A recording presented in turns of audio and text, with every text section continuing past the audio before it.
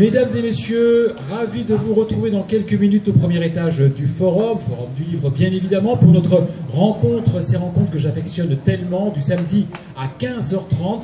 Faites-le savoir autour de vous, avec dans quelques minutes, nous allons découvrir le petit caillou de la mémoire de Monique Durand. Je vous présente rapidement Monique Durand qui vient de s'installer à mes côtés, écrivaine et journaliste qui a travaillé sur les peuples autochtones, je vous dirai lesquels, ainsi que sur les luttes des femmes du Pakistan à Haïti, et qui vit actuellement à Montréal, une Montréalaise donc qui nous fait le plaisir de passer par Rennes, avant Saint-Malo, avant peut-être Saint-Sulpiac, quelques points comme ça topographiques qui situent d'ailleurs un petit peu les points de rencontre, de départ ou d'arrivée des personnages dont il va être question dans quelques minutes pour évoquer le petit caillou de la mémoire avec Monique Durand. N'hésitez pas donc à nous retrouver, je commence dans 2 minutes. Bien, et bien voilà, donc comme je vous le disais il y a quelques minutes, au premier étage du Forum du Livre, notre rencontre régulière du samedi après-midi, faites-le savoir autour de vous, 15h30 le samedi, souvent des dédicaces et encore plus souvent des rencontres dédicaces, donc un temps d'échange avec les auteurs. Aujourd'hui, Monique Durand pour le petit caillou de la mémoire au serpent à plumes. Je vous présentais Monique, bonjour, vous avez un micro à votre disposition. D'accord, merci, bonjour. Bonjour Monique Durand, je le disais, vous êtes écrivaine. Fou le folle. Alors oui, ça va chanter, il y a l'accent. Donc j'invite vraiment les gens à venir se régaler, fond et forme. Vous allez voir, cette demi-heure, eh bien, ne sera pas perdue pour tout le monde. Vous avez travaillé sur les peuples autochtones, ainsi que sur les luttes des femmes, du Pakistan à Haïti. Vous vivez actuellement à Montréal. Alors, je présente rapidement le petit caillou de la mémoire. C'est l'histoire d'Aimé, de Marie, de leurs enfants et de leurs enfants. C'est vrai que votre éditeur et la presse se présentent volontiers le petit caillou de la mémoire comme une saga ou tout parfum de Bretagne. Il y est question de Saint-Malo pour un point de rencontre qui ne dira pas son nom. Il y est question de Saint-Sulpiac. Il y est question également du Grand Ouest, de Charente-Maritime et de ce bout de caillou gelé, voilà, le caillou gelé, Terre-Neuve, île aux limites du cercle polaire du Haut-Canada. Saga me paraît un petit peu restrictif, Monique, si je peux me permettre, appelez-moi Serge, car on s'attend à quelque chose d'académique, déroulé tout aussi académiquement, bien chronologiquement. Or, je trouve que cette décomposition en 5 grandes parties, c'est autre chose et bien mieux qu'une saga. Mais on va y revenir, c'est peut-être une carte du tendre. Je suis d'accord avec vous. Vous êtes d'accord? Je suis d'accord avec vous. Rapprochez bien votre micro, Monique. Oui, je suis d'accord avec vous. C'est le mot choisi par mon éditeur. Et puis, voilà. Qu'auriez-vous préféré?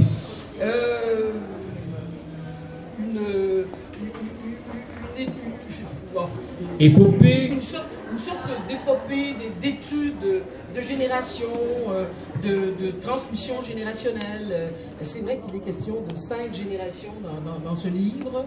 Mon personnage principal étant précédé de 2 et suivi de 2. Mais saga, c'est un mot que je n'aime pas. Eh bien voilà, on est bien d'accord. Qui est très connoté, saga historique. Je voulais justement pas que ça soit ça, mais bon, voilà, c'est comme ça. Alors, c'est vrai que, comme je le disais, comme surtout de le rappeler, plusieurs générations, des résonances, et surtout donc une non-chronologie avec justement, et on va y revenir. Mais, alors, car j'ai situé ici un petit peu dans l'ordre, effectivement, de l'enfantement, les générations, mais c'est pas du tout comme ça que c'est construit. Alors, on connaît l'expression « nous sommes ce que nous mangeons ». Mais c'est vrai que l'intérêt, la pertinence de ce roman, Le petit caillou de la mémoire, c'est qu'à vous lire, Monique Durand, on a aussi le sentiment que nous sommes les territoires que nous arpentons, que ce sont les territoires qui nous font, à savoir territoires que nous avons défrichés, conquis, arpentés. C'est ce que vous avez voulu montrer également en rendant hommage, vous dites volontiers dans des interviews, à ces hommes assez durs qui sont d'une autre génération. En fait, j'ai voulu archiver une vie qui n'existe plus, qui n'existera plus. J'ai voulu graver pour la mémoire, et je ne suis pas la seule à l'avoir fait d'ailleurs, je l'ai fait à ma manière, j'ai voulu graver toute une vie ancienne qui nous a fait ce que nous sommes aujourd'hui, et je crois que c'est vrai au Québec, mais je crois que c'est vrai dans tous les pays, y compris la France, dans tous les pays occidentaux, les autres je les connais moins. J'ai voulu archiver ces vies qui nous ont faites en train de disparaître sous nos yeux. Je dis toujours, graver pour la mémoire cette génération qui découpaient des carrés de glace dans les rivières pour préserver la nourriture, la viande.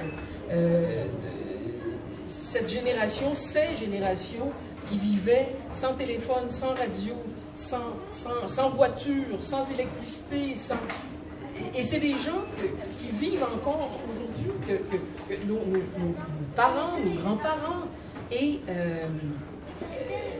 ces personnes ont aujourd'hui parfois un téléphone intelligent et quel saut dans l'histoire, et c'est ce que j'ai voulu graver pour notre mémoire. Mais on sent bien aussi où votre cœur balance, parce que vous évoquez ce défrichement sauvage de nos mémoires, habitués aujourd'hui à un monde aseptisé. C'est vrai, mais mon livre, ceci dit, n'est pas que tourné vers le passé, n'est pas que nostalgie.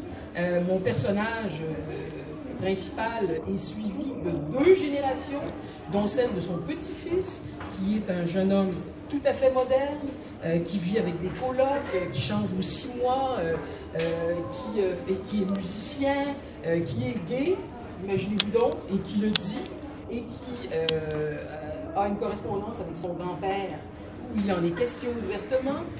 Donc, ça n'est pas un livre seulement tourné vers le passé, au contraire. Tourné vers le passé, mais pas passéiste.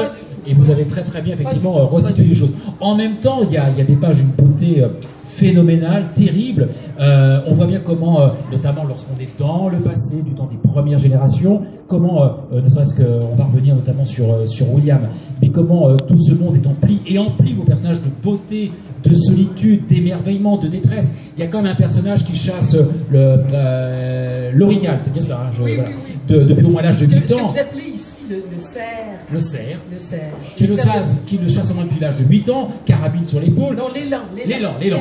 Et qui s'émerveille sur une toute petite fleur nichée sur une roche, et qui s'étonne de trouver cette petite fleur-là, qu'il a voulu, pourquoi est-elle là, et qui s'identifie à elle. C'est magnifique. Écoutez, là, il est question d'écriture, c'est la mienne, tournée vers, je crois, la poésie. Il n'y a pas de rustre. Pardon? Il n'y a pas de rustre. Non. C'est tourné vers la poésie. Il y a un certain élan lyrique dans ma façon d'écrire. Je ne peux pas faire autrement. Je ne fais pas exprès non plus. Et puis, ça correspond à ce que je suis. Moi, je vis l'un des plus grands bonheurs sur la Terre. Pour moi, c'est la nature. Alors justement, je suis une pêcheuse à la mouche, au saumon. Je ne suis pas une chasseuse, par exemple. Mais ça me fait vivre, ça me fait vibrer. Et j'écris à propos donc de cette nature et de toute la poésie qu'elle transporte avec elle. Et qui également apaise vos personnages. Vous évoquiez tout à l'heure comment effectivement il y a différentes générations, et le monde contemporain également vient frapper à la porte de votre roman, et comment aujourd'hui ces ancêtres, leurs enfants, petits-enfants, voire arrière-petits-enfants ont aujourd'hui de l'intelligence artificielle, des cellulaires, mais en même temps on a quand même le sentiment que c'est pas aujourd'hui qu'on est capable de trouver de l'apaisement, à la différence d'un William qui certes peut pleurer des larmes rouges des arbres, mais qui peut trouver également de l'apaisement en se couchant sur le flanc même de l'animal qu'il vient de tuer, par exemple. Oui. Bon, tout ça est parti de...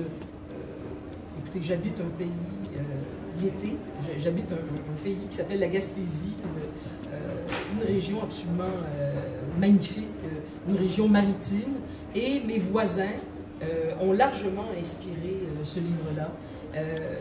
Des voisins qui appartiennent, les hommes tout spécialement, qui appartiennent à ces générations que j'appelle celles du silence, qui sont incapables de paroles, incapables de livrer ce qu'ils ont d'affect à l'intérieur, mais qui vous décrivent une chasse à l'orignal, à l'élan, et qui pleurent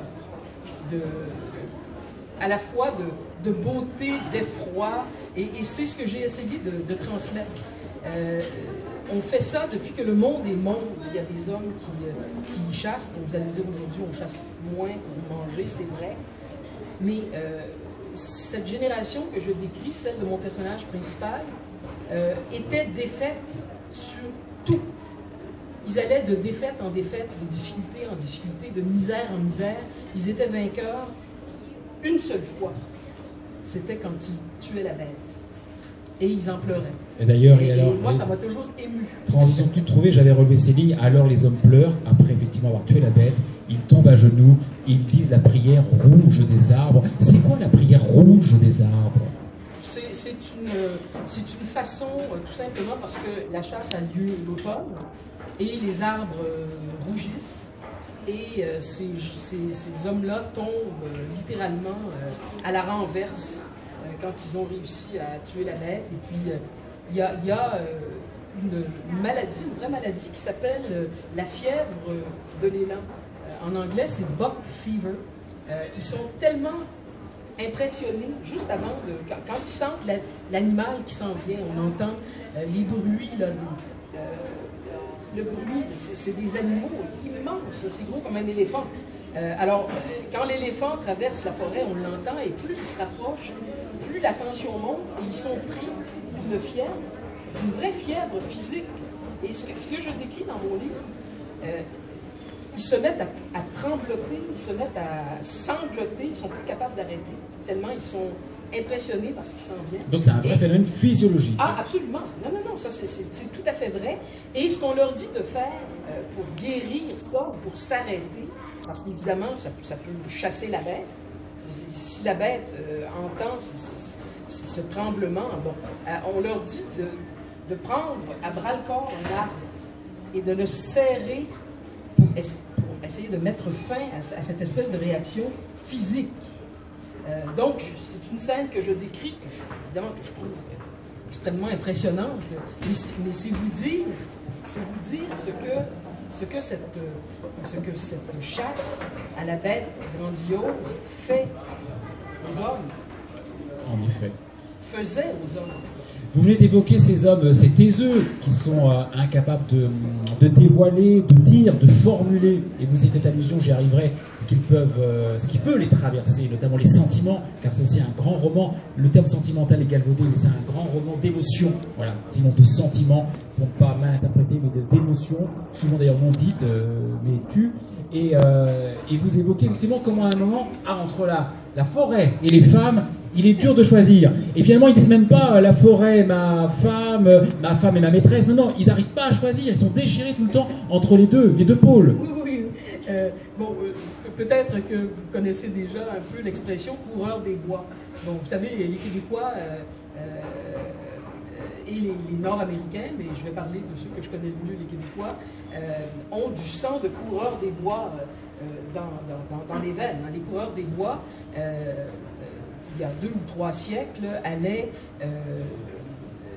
chasser et surtout trapper des petits animaux qui vendaient pour vivre. Alors ça s'est fait beaucoup au 16e siècle, au 17e siècle, au 18e siècle. Et donc, les coureurs des bois partaient tout seuls pendant des mois, allaient trapper des animaux.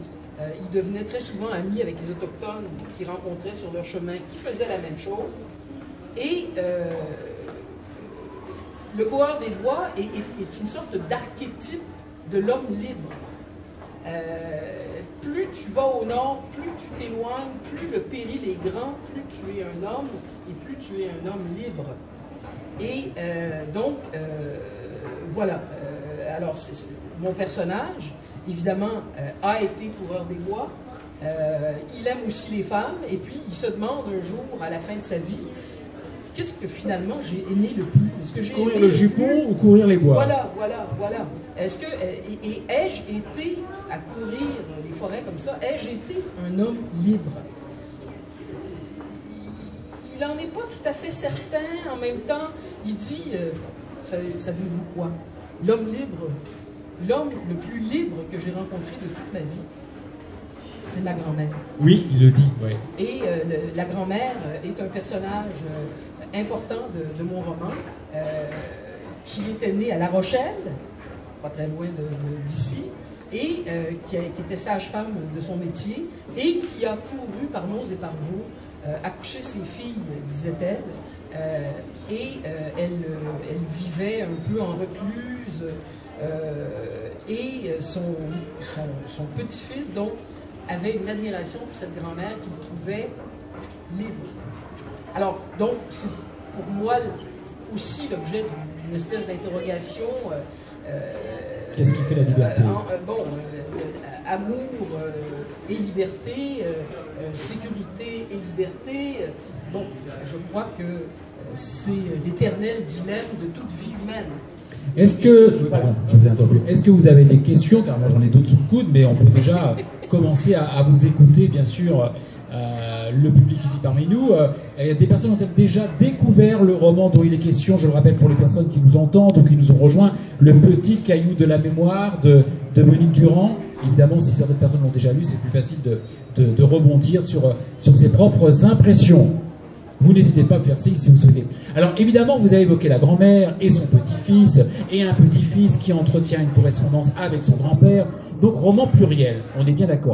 Je me suis interrogé, roman, comme on dit, protéiforme, au niveau des personnages en tout cas, ou choral, et je suis tombé sur pluriel. Ça vous va? Oui. Voilà. Totalement. Alors, il y a quand même... Alors, est-ce que c'est parce que... C'est pour ça qu'interpellait notre public tout à l'heure, parce qu'après, on se projette plus ou moins, on a ces aficionados ou pas, lorsqu'il y a comme ça toute une tribu. Voilà. Et il y en a quand même un, je ne sais pas si c'est le chouchou, mais en tout cas, vous commencez par lui, c'est William. Ah ben, bien sûr. Ah oui, d'accord. Dans mon esprit, c'est le personnage principal. Ah, moi aussi. Ouais. Voilà. Bon, si vous aviez besoin d'être rassuré. Ça tombe bien. Ça tombe bien, on est d'accord. Alors William, effectivement, vous en avez expliqué l'ascendance et on découvrira aussi sa descendance. Donc je faisais allusion, son premier orignal à 8 ans, bon pêcheur, bon chasseur, travailleur. Donc c'est l'archétype de ces hommes courageux, comme vous dites là, qui tapent dur dans la glace, qui sont capables d'avoir leur carabine dès l'âge de 8 ans, qui s'en vont chasser seuls ou presque. Des tendres. Oui, voilà. Et voilà, oh là là. Ouais, mais... Bon, il n'est pas si torturé, déchiré que ça, c'est le moins. Eh oui, voilà. C'est le moins torturé parce que son père avant lui est véritablement torturé. Mais on comprend pourquoi en lisant. Et c'est un peu à dessein que j'ai fait un livre qui déstabilise un peu le lecteur. Je ne voulais pas écrire une histoire trop linéaire, c'est-à-dire qu'on commence en 1800 et puis on finit en 2015. J'avais envie de déstabiliser un peu, ce qui fait qu'on va et vient dans différentes époques, en fait, dans 2 époques principales. Je crois que c'est pas trop déstabilisant, mais puis en même temps, ça ménage un peu la surprise pour mon lecteur. En fait, le livre se noue à la fin. C'est à la fin qu'on comprend, ah, voilà, bon, tout finit par se dénouer. Oui, c'est un peu les pièces d'un puzzle. C'est impressionniste. Oui. Au sens de la peinture impressionniste, me semble-t-il. Oui. Comme voilà, tout un chacun ne se révèle pas d'entrée de jeu, d'emblée. Il faut lire les pages magnifiques sur l'amour qui n'aura jamais lieu entre Aimé et Célestin. Mais monstre de sensibilité, effectivement, enfin monstre est mal choisi, masse de sensibilité que ce William. Il faut également comprendre entre lignes pourquoi lui et Tonio se tabassent dès qu'il y a un premier regard. Bon, je crois qu'il y a des amours qui passent par la castagne.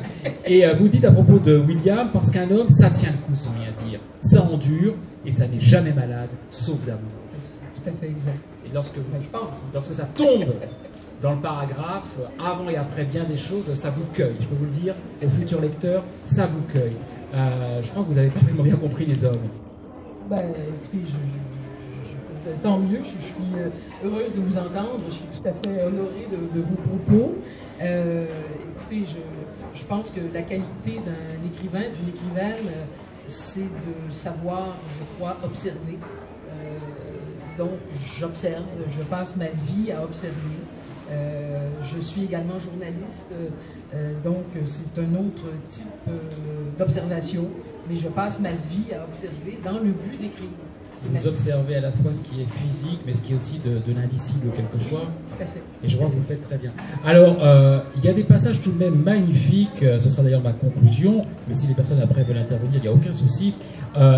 William, encore et toujours, de la page 12 à la page 28, William, qui lorsqu'il a effectivement 8 ans, il s'étend sur la bête toute chaude et pas encore morte. Il sent le gros cœur pulser sous lui. Il pleure tout haut. Puis le cœur de l'animal bat moins vite. Les sanglots de William se calment un peu, puis plus rien.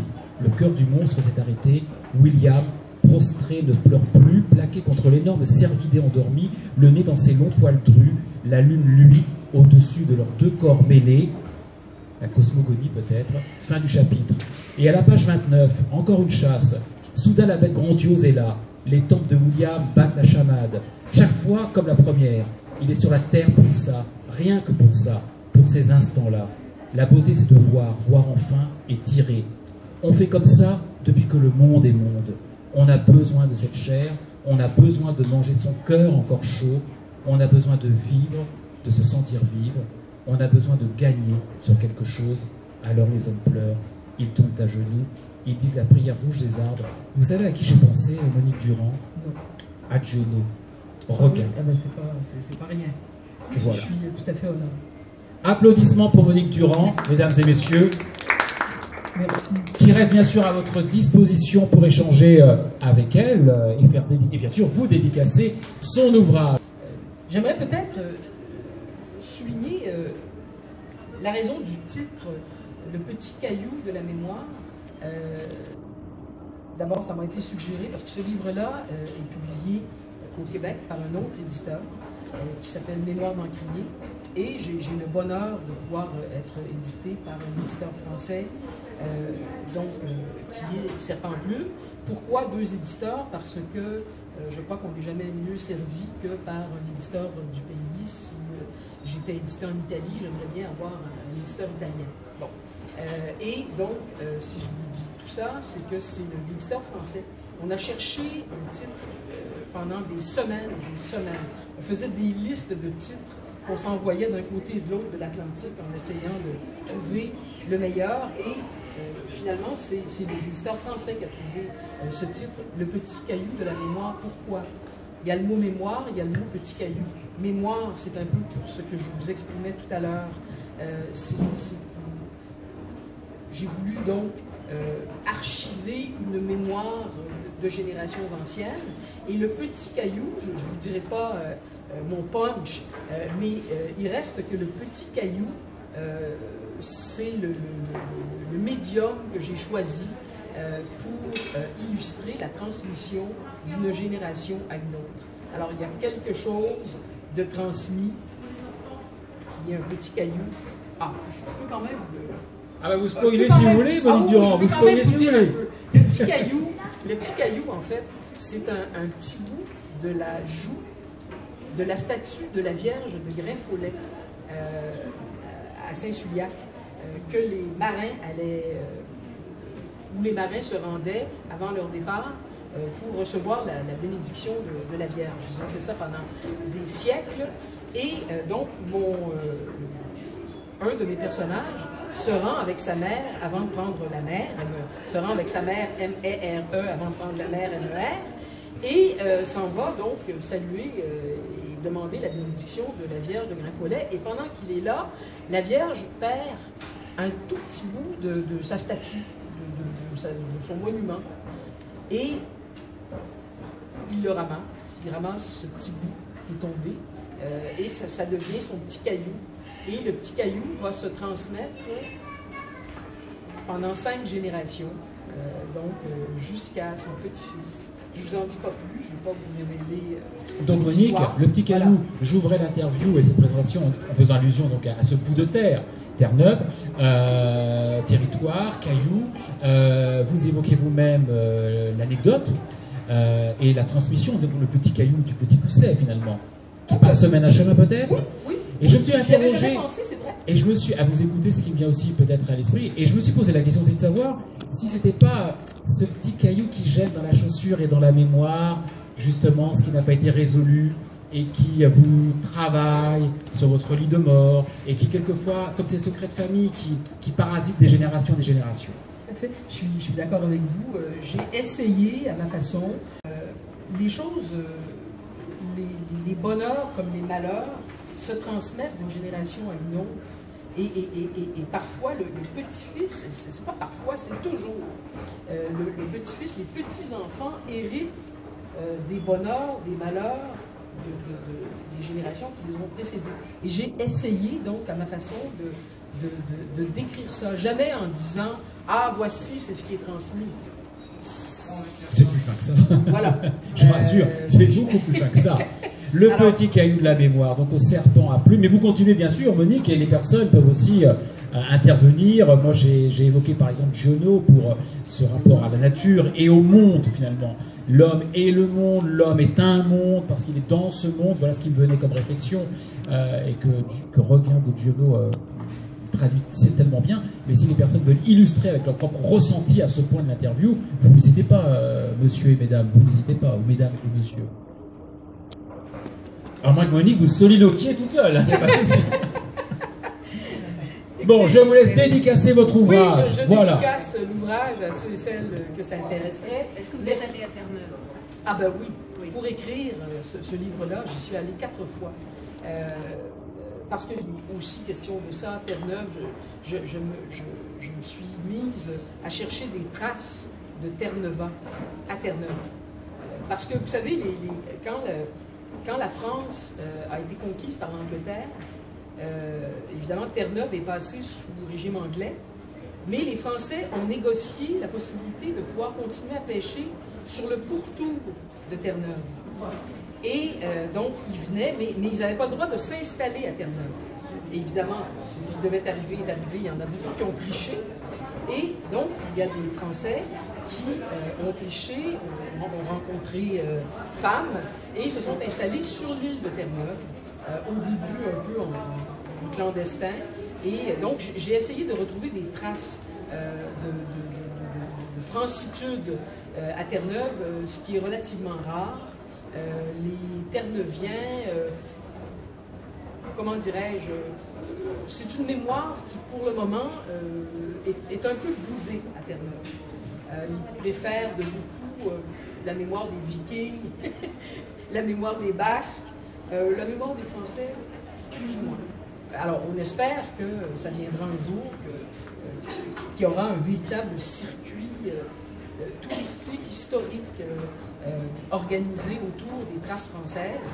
Mais mon personnage, Monsieur Lefebvre de Saint-Suliac, me racontait qu'il y a des gens qui parlaient encore breton jusqu'à tout récemment à Terre-Neuve, et qui, le 14 juillet, entonnait la Marseillaise. Tous les 14 juillet, bon an, mal an. Et enfin, moi, tout ça m'a fasciné. Voilà. Alors oui, je suis allée à Terre-Neuve et je vous invite à y aller. C'est un pays absolument fabuleux. C'est de tout beau. Vous serez présente sur Étonnant Voyageur? Pas cette année, mais l'an prochain. Oui, j'y étais l'année dernière. C'est un festival que j'ai absolument adoré. Où on rencontre un public lecteur plus nombreux que ce que j'ai jamais vu dans toute ma vie. J'espère y retourner l'an prochain parce que ce que je ne vous ai pas dit, c'est qu'il y a eu un livre depuis de publié qui va être qui n'a pas tout à fait encore trouvé son éditeur français, mais qui s'apprête à le trouver. Et donc, j'espère l'année prochaine être invité avec un nouveau livre qui s'appelle Saint-Laurent, mon amour. Saint-Laurent, pour le fleuve Saint-Laurent. C'est une déclaration d'amour au fleuve. Et il y a certainement d'énormes parentés entre le petit caillou de la mémoire et Saint-Laurent, mon amour. Bon, bah écoutez, donc à suivre. Comme on a encore le temps devant nous, de toute façon, il n'y a aucun souci. Je demande quelquefois à nos auteurs quand est-ce qu'ils se mettent dans la journée à écrire, quels sont leurs us et coutumes, j'ai envie de dire. Certains, effectivement, s'astreignent à se lever aux aurores pour n'écrire que le matin, parce que c'est une méthodologie aussi, il ne faut pas attendre l'aspiration comme cela. Vous, comment est-ce que vous avez procédé pour le petit caillou de la mémoire? C'est le matin tôt. En effet, c'est pas l'écriture et l'inspiration, ce sont pas des lampes de feu qui te tombent comme ça. Bon, pas du tout.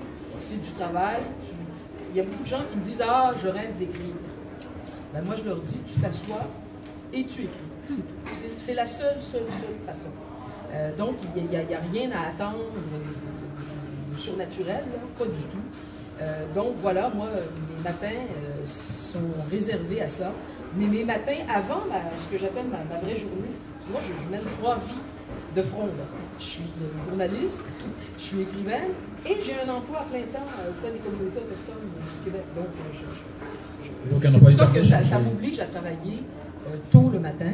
Genre, quelle heure à quelle avant heure? 9 heures, de 5 à 8. Ah oui, d'accord. Avec 2-3 bons petits cafés. Et puis après, je pars pour ma journée de boulot. Voilà. Je ne l'ai pas dit tout à l'heure, c'était votre 4e roman. Aujourd'hui, donc le 5e, ça y est, vous venez d'y faire allusion. Et donc, vous venez nous expliquer comment effectivement vous procédiez. Combien de temps pour la réalisation entre les premières épreuves, j'ai envie de dire les premières lignes jetées sur le papier, la version finale? Je vais vous faire une confession. C'est du d'un jet? Non, pas du tout. Ce livre-là, il a mûri des années dans mon tiroir. En fait, la vie m'entraînant dans son tourbillon, j'ai pris des années à l'écrire, l'été, quand je pouvais, à le commencer, recommencer. Puis quand tu te replonges dans un livre, dans ton livre, tu te souviens de rien. Donc à chaque fois, c'était bon. Alors j'ai pris énormément de temps à écrire ce livre-là, alors que le suivant, Saint-Laurent, mon amour, je l'ai écrit en 6 mois. Pourquoi? Parce que j'ai pu bénéficier d'une résidence d'écriture en Touraine, chez vous, ici pas loin. J'ai eu le bonheur et le privilège de pouvoir me prévaloir d'une résidence d'écrivain. Donc dégagé de contraintes financières. Complètement, je n'ai fait qu'écrire. Voilà. Donc à vous écouter effectivement Monique Durand, certes il ne faut pas attendre que la grâce de l'inspiration des langues de feu vous arrive comme ça dessus. Certaines fois, parce qu'un roman a été longtemps mûri dans son esprit, hop, on peut en accoucher, cela dit très facilement. Vous venez d'évoquer comment pour le petit caillou de la mémoire, effectivement, voilà, aller-retour, des arrêts, mais finalement, écrire, c'est surtout aussi du confort pour ne faire que ça. Absolument. D'où la résidence. Moi, c'est mon rêve. C'est mon rêve de ne pouvoir faire que ça dans la vie. Mais bon, comme chacun le sait, ça prend un peu de beurre sur le pain. Moi, j'adore le bon vin, j'adore les voyages. Je viens en France 3-4 fois par année. Il faut les payer, ces voyages-là. Bon, voilà. Donc, moi, je ne peux pas vivre de la pluie et du beau temps et de l'écriture. Donc, j'essaie d'aménager mes horaires, ma vie pour... et je dois vous dire que j'ai un employeur au Québec qui est absolument exceptionnel, qui me laisse toute liberté, toute latitude d'organiser les horaires. Il sait qui je suis, ce que je fais, il m'encourage. Donc, c'est des conditions... j'ai souvent l'impression d'être payé pour écrire. Mais évidemment, j'ai la chance aussi d'avoir une bonne santé, d'avoir énormément d'énergie. Et c'est lourd, c'est du travail lourd. Merci Monique. Écoutez, moi je vous laisse. Je pense que Jean-Marc a assez d'images, puisque vous savez, ces interviews sont filmées et diffusées après sur le site de la librairie, bien sûr. Donc, très belle rencontre encore. Merci Monique Durand. Et je vous laisse échanger maintenant en catimini.